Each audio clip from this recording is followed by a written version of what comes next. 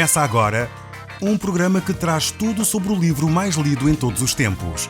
Apresentamos O Som do Livro.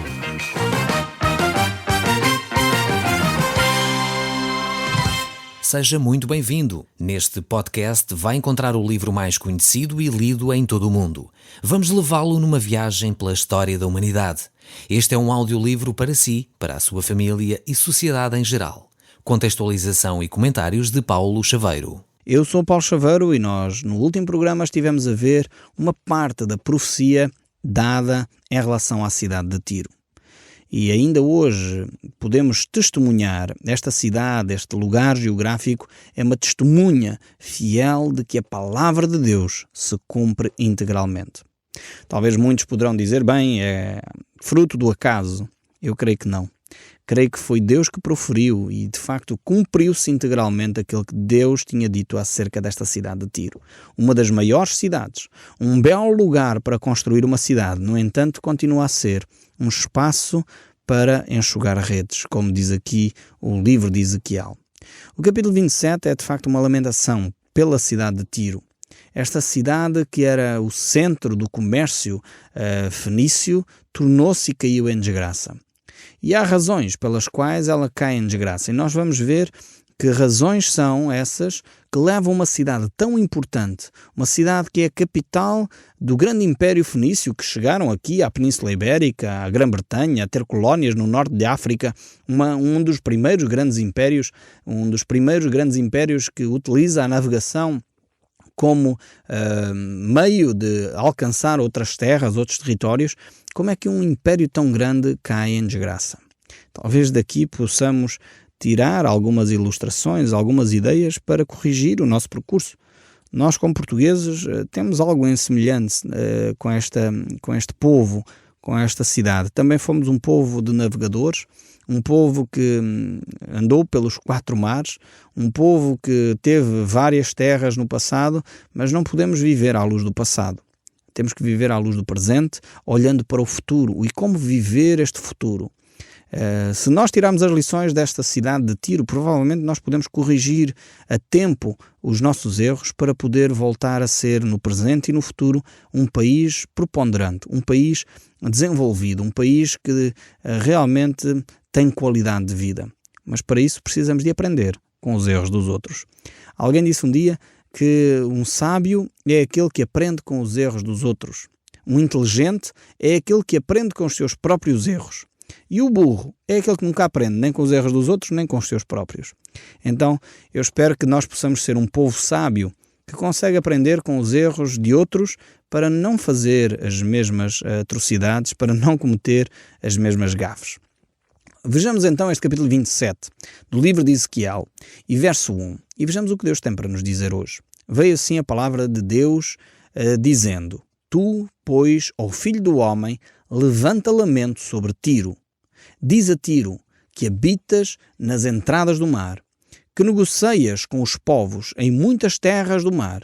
Assim diz o Senhor Deus: Ó Tiro, tu dizes, eu sou perfeita em formosura. Aqui temos o início do problema para a cidade de Tiro.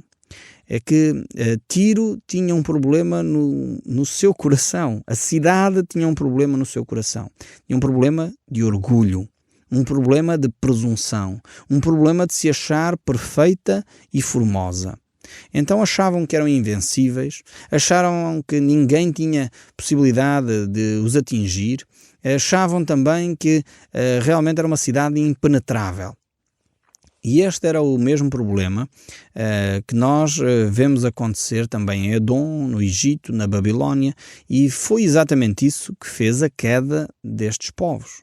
Foi exatamente isso que levou estes povos todos à queda. E eu creio que foi isso também que nos levou a nós, como povo português, a cair. O orgulho, o pensarmos que somos grandes.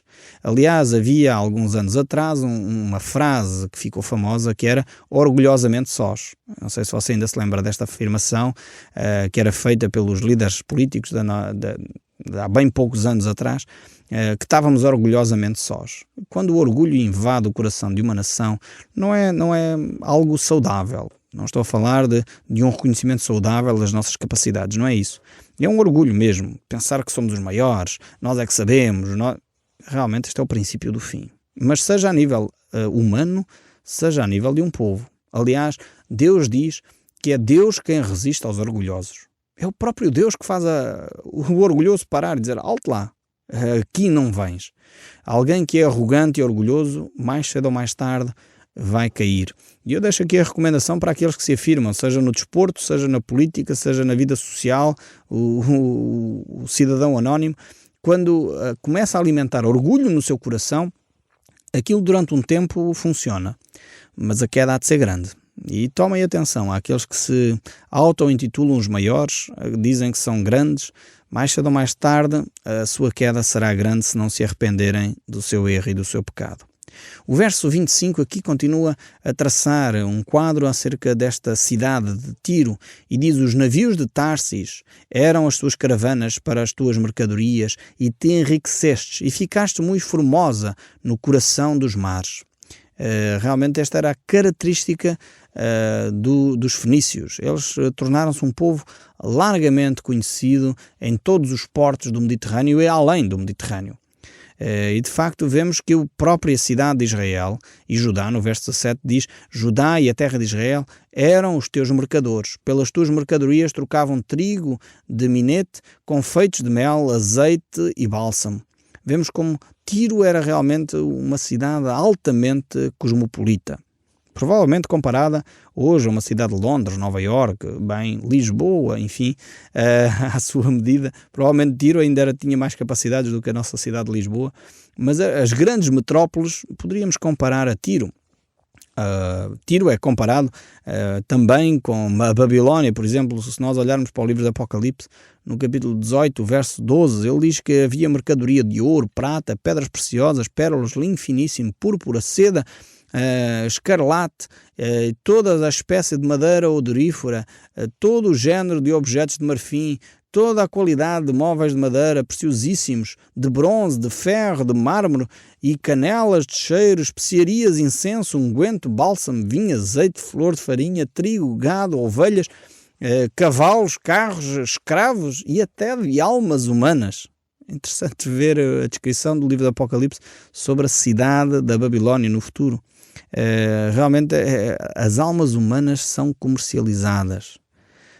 E hoje esta verdade é cada vez mais real. Quando verificamos que as pessoas estão escravizadas pela religião, quantas religiões escravizam, atemorizam, aterrorizam as pessoas para as manter dentro do seu lobby de influência. Quando as pessoas estão com a sua alma escravizada na solidão, estão presos, amarrados, sua alma é traficada de uma forma terrível pelas drogas, pelo álcool. As almas humanas têm sido vendidas e desprezadas. Quando há tráfico de mulheres, escravatura sexual, a alma humana é comercializada. E isto é triste verificar nas grandes metrópoles da nossa Europa. Londres, Madrid, Lisboa, na Alemanha, Berlim, tantas cidades na Europa que têm comercializado a vida humana. Não temos escravatura como tínhamos no tempo dos apóstolos ou no tempo aqui em que a cidade de Tiro existiu, aproximadamente 600 anos antes de Cristo, mas na realidade ainda hoje continua a haver escravatura nas nossas sociedades supostamente desenvolvidas. E aqui temos então a descrição de quem era esta cidade de Tiro, uma cidade grande, uma cidade de facto que tinha bem os seus alicerces, que nunca imaginava que iria ser destruída. E na realidade esta cidade tinha a sua principal religião, era o comércio. Eu não estou a falar da nossa religião, não estou a falar de Lisboa, atenção, nem do Porto, nem das nossas aldeias aqui ao redor, ou mesmo nas aldeias aí no Alentejo e no norte do nosso país. Não estou a falar disso, mas na realidade muitas vezes a nossa religião tornou-se o comércio.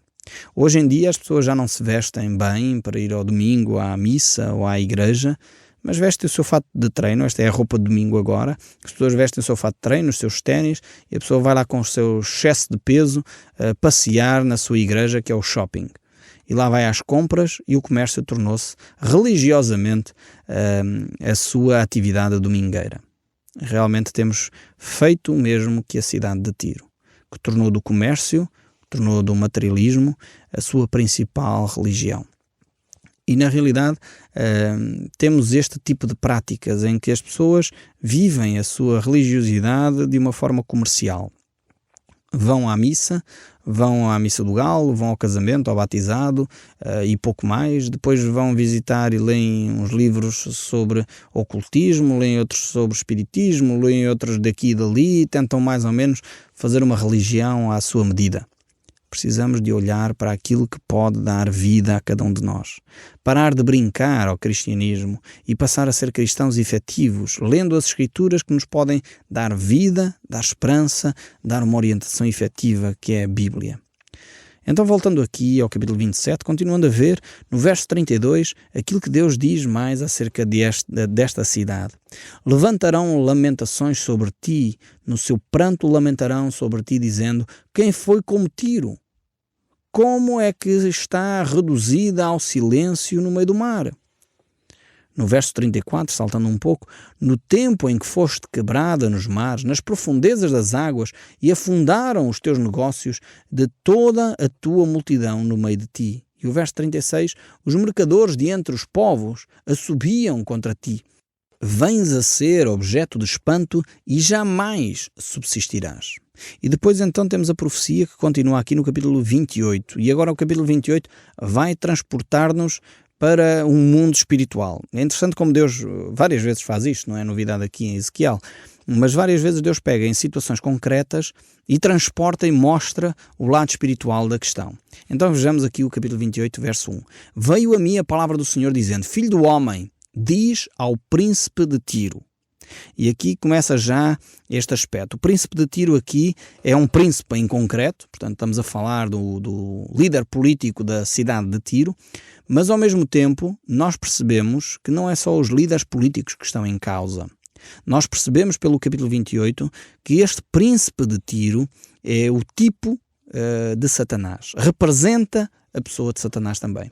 Assim como em algumas alturas nós temos falado isto acerca de Jesus Cristo, já temos dito isso em algumas personagens que são o tipo de Jesus Cristo, são pessoas que apontam para Jesus, são pessoas que representam a pessoa de Jesus Cristo. Aqui o rei, o príncipe de Tiro, é de facto este tipo de Satanás, este tipo de anticristo.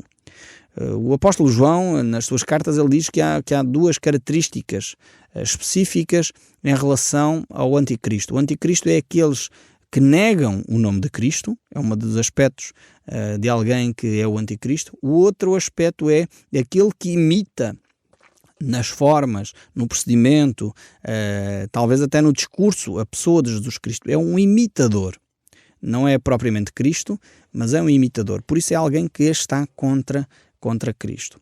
Mas este texto prossegue. O verso 2 nós já lemos, mas vamos reler outra vez e de continuar aqui a leitura no livro de Ezequiel, capítulo 28. Filho do homem, diz ao príncipe de Tiro, assim diz o Senhor Deus, visto que se elevou o teu coração e dizes, eu sou Deus, sobre a cadeira de Deus me assento, no coração dos mares, e não passas de homem, e não és Deus, ainda que estimes no teu coração como se fora o coração de Deus, sim, és mais sábio que Daniel. Não há segredo algum que possa esconder de ti. Vejamos aqui este tipo de Satanás. E agora a descrição que vai assentar ao mesmo tempo reflete o rei de Tiro e ao mesmo tempo reflete a pessoa de Satanás. Percebemos aqui algumas questões interessantíssimas. A primeira é que, de facto, Ezequiel tem uma grande estima por Daniel. Daniel era contemporâneo de Ezequiel e ele considerava Daniel um homem extremamente sábio, provavelmente o homem mais sábio daquela época. Ele foi o primeiro-ministro, podemos dizer assim, de 3 grandes impérios, o Império Babilónico, o Império Medo e o Império Persa. Então este homem era um líder transversal e naquela época não era normal os líderes, os sábios, transitarem de uns governos para os outros. Aqui, realmente, quando um rei caía, eliminava-se toda a corte para não fazerem depois um golpe de Estado. Daniel foi um homem que era tão sábio, tão útil os seus conhecimentos, que ele efetivamente manteve-se como sendo a figura principal de 3 grandes impérios que ocorreram naquele período. Então, Deus aqui descreve que o rei de Tiro era ainda mais sábio do que Daniel. De facto, era um homem extremamente inteligente. Isto é o primeiro aspecto. Muitas vezes nós pintamos Satanás, porque aqui estamos a fazer a ligação direta, porque é clara esta ligação, pintamos Satanás com uma ideia de um ser com chifres, um ser com um tridente na mão, todo vestido de vermelho. Esta é uma imagem que não tem nada a ver com as escrituras sagradas, mais uma vez, acerca de Satanás. Esta figura de Satanás como um ser com chifres, vestido de vermelho, com um tridente na mão, nós vamos buscá-la muito mais à mitologia romana do que propriamente à Bíblia. A Bíblia mostra que Satanás é um ser extremamente inteligente, um ser extremamente belo, formoso. Talvez uma das representações que eu já vi de Satanás, das mais semelhantes à que as Escrituras revelam, recomendo que vocês vejam A Paixão de Cristo. É um filme fantástico para ser visto. E de facto o realizador, Mel Gibson, seja feita justiça, nesse filme ele fez um trabalho excelente, apresenta ali Satanás como uma figura que não se percebe bem aquela beleza, se é feminina, se é masculina, uma figura maldosa, extremamente maldosa, subtil, hipócrita, mas ao mesmo tempo bela. E de facto é das figuras que acredito que se assemelham mais à figura de Satanás na realidade, no sentido que é uma figura bela, mas ao mesmo tempo uma figura má, terrível, que nós percebemos no seu olhar que há maldade. Então temos este ser aqui, o rei de Tiro, que era um ser extremamente inteligente. Temos esta imagem, e Tiro aqui é associado ao anticristo, exatamente porque ele deixa no seu coração subir a ideia de que ele podia ser Deus. Esta não é também ao mesmo tempo uma novidade. Sabemos que os Césares fizeram isto em Roma, os faraós no Egito tiveram a mesma atitude, e na realidade foi o pecado que Satanás teve no seu coração. Ele quis assumir o lugar de Deus. O orgulho era tal, por causa da sua sabedoria, da sua posição, deixou subir o orgulho de uma forma tal ao seu coração que eles quiseram tomar o lugar de Deus. E isto é idolatria. E isto é pecado. E Deus não aceita isso. É por isso que a Bíblia diz que Deus resiste aos orgulhosos. É o próprio Deus que faz os orgulhosos travarem, pararem. Porque é Deus que age. Então, se você está a lidar com alguém que está a ser orgulhoso e está a maltratá-lo a si, que talvez é mais humilde, que tem uma atitude mais pacificadora, e alguém de uma posição está a tentar manipular, maniatar, ser maldoso, eu quero deixá-lo com uma palavra de esperança. Deus vai agir. Porque a palavra de Deus diz que Deus resiste aos orgulhosos. Deus fará justiça. É o próprio Deus que vai intervir nessa situação. Mas o texto bíblico continua aqui estas descrições fantásticas. O verso 11 ainda diz: veio a mim a palavra do Senhor dizendo, filho do homem, levanta um lamento contra o rei de Tiro e diz-lhe, assim diz o Senhor Deus, tu és sinete da perfeição, cheio de sabedoria e formosura. Realmente Deus reconhece a capacidade deste rei de Tiro, reconhece a capacidade de facto da personagem que é Satanás. Ele foi criado com umas características fantásticas. Ele era de facto um ser extremamente belo, um ser extremamente inteligente, e isto deve nos fazer ficar com alguma atenção. Não pensemos nós que podemos lidar com Satanás assim tocado lá. Satanás de facto é um ser extremamente inteligente, ele já anda cá há uns milénios valentes à nossa frente. O único poder que nós temos que pode fazer frente a Satanás, como nós vamos ver aqui neste capítulo 28, é o próprio Deus. É o próprio Deus que pode resistir a Satanás. E só em Cristo nós temos autoridade sobre os seres espirituais, sejam eles ao serviço de Satanás. É a única altura que nós temos poder, é quando nós estamos cheios do Espírito Santo, é quando nós fomos purificados pelo sangue de Jesus Cristo dos nossos pecados, é quando nós temos autoridade sobre esses seres espirituais. Não por nossa autoria, não pela nossa capacidade intelectual, sabedoria, mas porque Cristo está em nós. Mas vamos continuar a ver, porque vamos lá chegar a esse verso.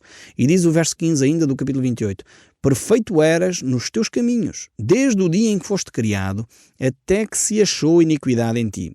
Este é um aspecto aqui interessante. É que Satanás, mais uma vez, não é Deus. Ele queria ser Deus, mas ele foi criado, é criatura.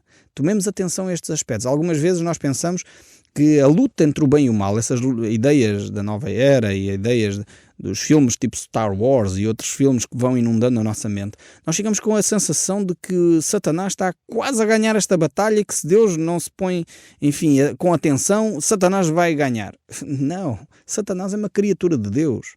Foi Deus que criou. É verdade que a certa altura Deus não o criou mau, antes pelo contrário, Deus criou um anjo sábio, inteligente, com formosura, como nós já vimos, mas Satanás deixou o seu coração, isto é uma linguagem metafórica, como é óbvio, mas deixou no seu íntimo criar orgulho, pensando que já poderia ir mais além, que poderia tomar o lugar de Deus. E é por isso que ele de facto cai, é por isso que Deus o remove desta posição. E nós vemos isso ainda no verso 13, por isso é que nós identificamos claramente esta figura com Satanás, porque diz, estava no Éden, jardim de Deus, ou seja, o rei de Tiro nunca poderia ter estado no Éden, não havia cidade de Tiro no jardim do Éden, portanto refere-se claramente aqui a Satanás, e vejamos a posição que ele tinha, e de todas as pedras preciosas tu cobristes de sárdio, topázio, diamantes, de berílio, de ónix, jaspe, safira, carbúnculo, esmeralda, de ouro, se te fizeram os engastes e os ornamentos. No dia em que fostes criados foram elas preparadas. Ou seja, Deus associa a criação também de Satanás com toda a riqueza, ou seja, foi, digamos assim, um dos expoentes máximos quase da criação. As coisas belas foram criadas todas neste dia, e Satanás inclusive. E diz o verso 14 ainda, eras tu querubim da guarda, ungido, e te estabeleci, permanecias no monte santo de Deus, no brilho das pedras andavas. Ou seja, ele é como se fosse de facto o braço direito de Deus, se é que podemos usar esta expressão, não confundam bem. Jesus Cristo está à direita de Deus, não é nesse sentido, mas era algum ser tão especial, era, digamos, o chefe dos seres angelicais. Ele tinha acesso permanente a Deus. Mas continua ainda o texto bíblico, na multiplicação do teu comércio, agora volta a falar aqui de Tiro, se encheu o teu interior de violência e pecaste, pelo que lançaste o profano fora do monte de Deus, e te farei perecer, ó querubim da guarda, no meio do brilho das pedras. Ou seja, ele foi alimentando este sentimento de que ele podia assumir o lugar de Deus. E voltamos de novo a falar de Tiro, voltamos de novo a falar de Satanás. Há sempre esta mistura das duas personagens. E o verso 17 diz, elevou-se o teu coração por causa da tua formosura, corrompeste a tua sabedoria por causa do teu resplendor, lancei-te por terra, diante dos reis te pus, para que te contemplem. Ou seja, é a razão porque Satanás foi então considerado o príncipe desta terra, é porque Deus o lançou na terra. E na multidão das tuas iniquidades, pela justiça do teu comércio, profanaste o teu santuário. Eu, pois, fiz sair do meio de ti um fogo que te consumiu e te reduzi a cinzas sobre a terra, os teus olhos e a todos os que te contemplam. Todos os que te conhecem entre os povos estão espantados de ti, vens a ser objeto de espanto e jamais subsistirás. Vemos que é o próprio Deus que fará com que Satanás seja punido, Satanás seja travado. E isto é uma declaração de Deus. Ele não deixará de cumprir, assim como tem cumprido todas as outras profecias, ele cumprirá esta. O Som do Livro, uma produção da Rádio Transmundial de Portugal.